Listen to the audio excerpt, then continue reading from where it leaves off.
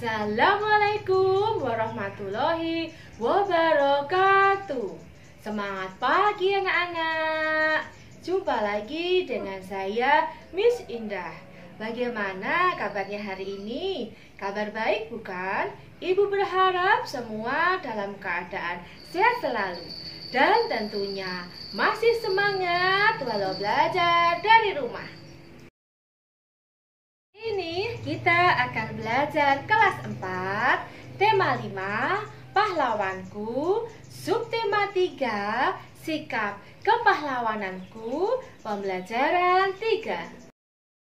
Sebelum pembelajaran dimulai, marilah kita semua berdoa sesuai dengan agama dan keyakinannya masing-masing. Setelah mengetahui perjuangan para pahlawan, sikap apakah yang dapat kamu tiru dari mereka? Apakah sikap kepahlawanan itu hanya ditunjukkan pada masa perjuangan melawan penjajah saja? Adakah tokoh-tokoh pada masa sekarang yang tindakan mencerminkan sikap kepahlawanan? Mari kita cari tahu bersama. Nah, pada pembelajaran di tema 5 ini, kita sudah banyak belajar tentang pahlawan. Lalu, sikap apa yang seharusnya kita tiru dari pahlawan-pahlawan itu? Apakah sikap kepahlawanan itu hanya ditunjukkan pada masa perjuangan saja? Tentunya tidak ya anak-anak. Misalnya, seorang pahlawan kan gagah berani, mereka pemberani, mereka cinta tanah air. Nah, itu sudah ditunjukkan pada masa perjuangan saja. Kita bisa menunjukkan pada saat ini, ya. Lalu, adakah tokoh-tokoh pada masa sekarang yang tindakannya itu mencerminkan sikap kepahlawanan? Tentunya masih ada ya anak-anak. Mari kita cari tahu bersama-sama. Kamu sudah belajar tentang memar, luka, dan lepuh. Kamu sudah paham cara mengobati memar, luka, dan lepuh. Memar adalah cedera yang disebabkan oleh benturan atau pukulan pada kulit. Ciri-ciri luka memar adalah sebagai berikut. 1. Jaringan di bawah permukaan kulit rusak dan pembuluh darah kecil pecah, sehingga darah dan cairan seluler merembes ke jaringan sekitarnya. 2. Memar ini menimbulkan daerah kebiru-biruan atau kehitaman pada kulit. 3. Bila terjadi pendarahan yang cukup, timbulnya pendarahan di daerah yang terbatas disebut hematoma. 4. Nyeri pada memar biasanya ringan sampai sedang dan pembengkakan yang menyertai sedang sampai berat. Tahap mengobati luka memar. 1. Kompres bagian yang memar dengan menggunakan kain bersih yang dicelupkan dalam air dingin. 2. Jika terjadi pendarahan, kompres bagian yang luka. Kompres dengan air hangat dulu selama 15-20 menit. Tujuannya supaya pembuluh darah melebar dan darah lancar, sehingga proses penyembuhan lebih cepat.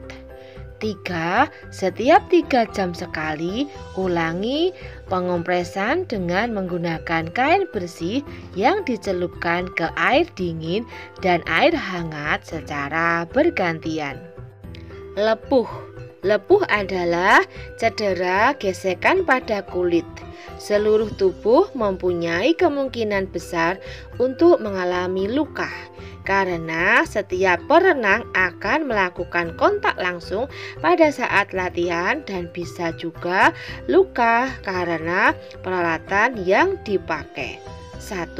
Dinginkan bagian yang lepuh dengan air bersih. 2. Bersihkan dan keringkan bagian yang lepuh. 3. Balut longgar dengan perban. 4. Jangan mengompres luka bakar dengan es karena dapat merusak kulit dan memperburuk cedera. Masih ingatkah kamu dengan perjuangan para tokoh pada masa kerajaan Hindu, Buddha, Islam, dan masa penjajahan? Bagaimana sikap kepahlawanan yang mereka miliki? Dan bagaimana pengaruh sikap kepahlawanan mereka terhadap masyarakat di sekitarmu? Tentang sikap kepahlawanan adalah mereka itu sangat pemberani, mereka suka menolong, dan mereka juga peduli terhadap rakyat mereka, dan mereka juga cinta terhadap tanah air, dan itu mempengaruhi sikap kepahlawanan di sekitar kita. Ini adalah urutan masa perjuangan dan sikap kepahlawanan.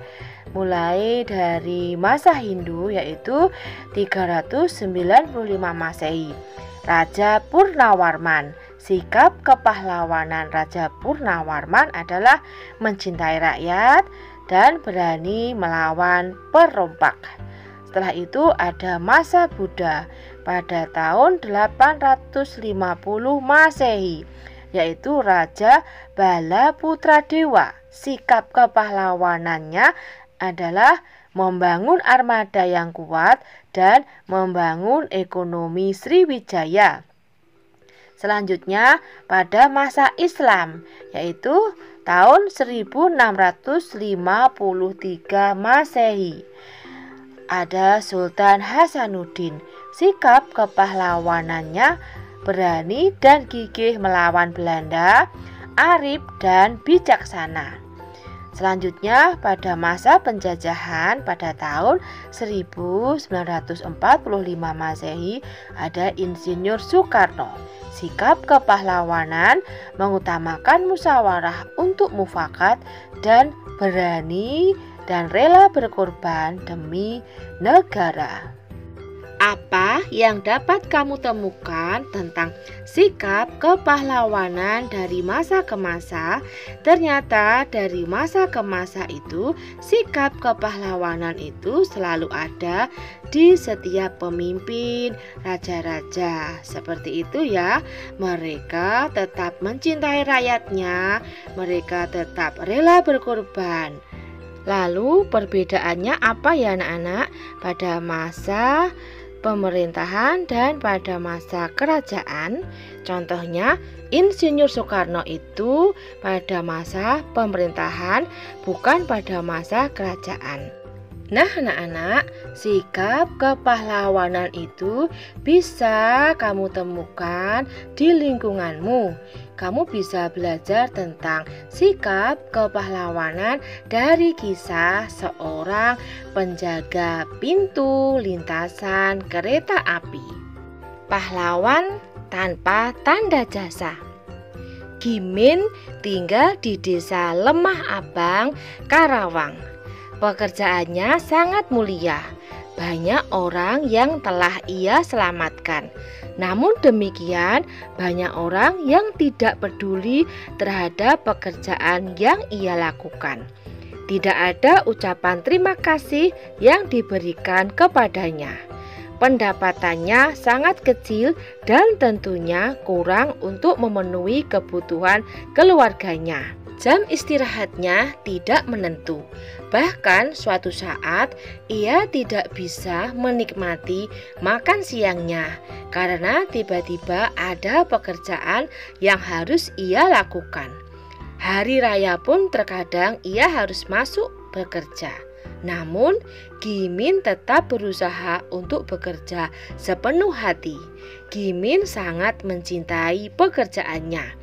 Ia sudah melakukan pekerjaannya hampir 30 tahun lamanya. Apa sebenarnya pekerjaan Gimin? Mengapa ia sangat senang dengan pekerjaannya? Gimin adalah seorang penjaga pintu perlintasan kereta api.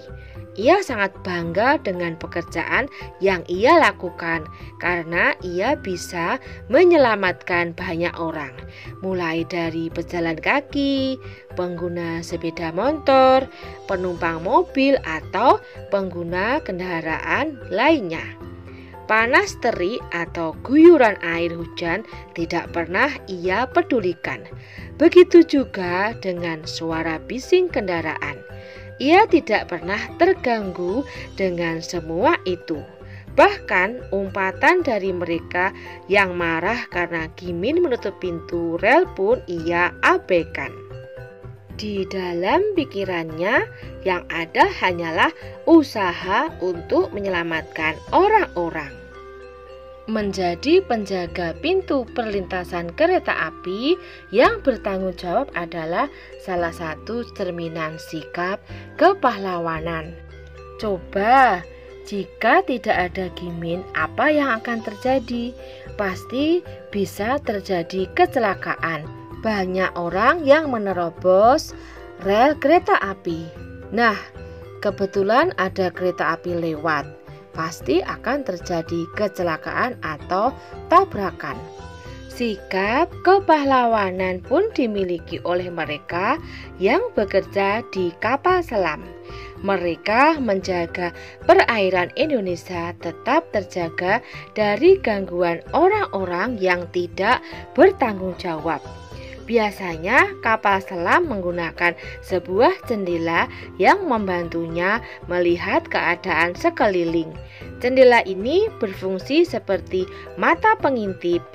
Jendela pada kapal selam ini disebut periskop. Periskop bisa kita buat secara sederhana dengan menggunakan bahan-bahan yang ada. Kamu juga bisa berkreasi untuk menghias periskop yang kamu buat. Untuk membuat periskop, alat dan bahan yang dibutuhkan: kardus bekas, cermin datar 2 buah dengan ukuran yang sama, lem atau selotip, busur derajat, dan gunting, serta kertas biasa atau kertas koran atau kertas pembungkus kado untuk luarnya. Lalu cara membuatnya bagaimana? Nah, ini prosedur pembuatan. 1. Bentuklah kardus bekas menjadi sebuah balok dengan ukuran tinggi antara 30-50 cm, panjang dan lebar masing-masing. 2. Buatlah lubang pada bagian sisi bidang AB dan lubang lain pada sisi bidang EF dengan ukuran lubang yang disesuaikan dengan besarnya cermin. Rekatkan cermin masing-masing dengan posisi seperti pada gambar. Pastikan cermin saling berhadapan atau posisi cermin dengan kemiringan masing-masing 45 derajat. Berdasarkan hasil pengamatan pada periskop sederhana yang telah dibuat, cahaya yang memantul dari objek cermin pada bagian atas periskop karena sudut cermin ini, maka cahaya dipantulkan kembali pada cermin bagian bawah periskop. Maka di cermin bagian bawah akan terlihat bayangan objek yang ada di balik penghalang. Demikianlah video pembelajaran kali ini. Semoga bermanfaat. Jangan lupa like, comment, and subscribe-nya ya. Bye-bye. See you tomorrow. Wassalamualaikum warahmatullahi wabarakatuh.